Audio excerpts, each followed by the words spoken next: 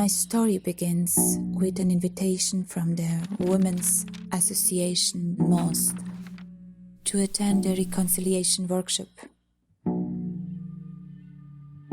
After the war, I didn't have the opportunity to sit with Muslims and Croats, let alone talk about what had happened. The invitation brought back memories of all the horrors I went through with my family, and I wanted to find an excuse not to go. But an inner voice was telling me, "Go. Why are you afraid? You are not to blame for anything. Face up to everything that has been bothering you for years." Before I went, I had to mentally prepare myself.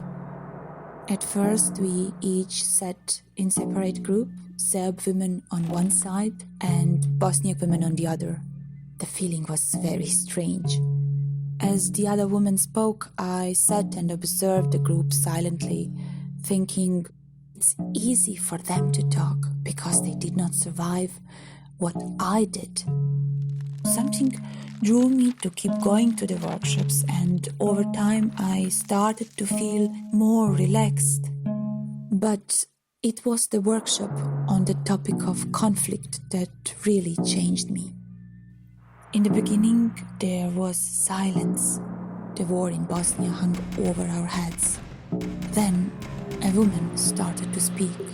I had noticed her before. She was like me, mostly silent.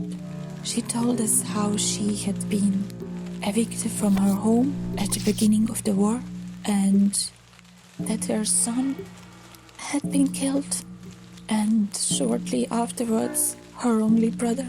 As she spoke, she cried, and we all cried with her. In the war, we heard about death every day, but listening to that mother talking about the death of her son in front of us was difficult. I felt ashamed of the assumptions I had made.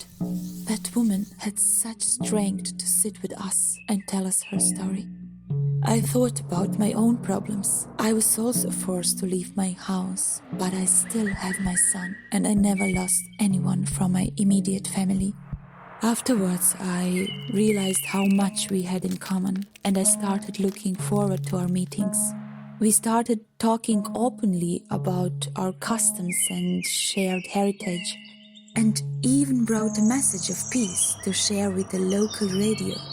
We realized what we share is more important than what divides us.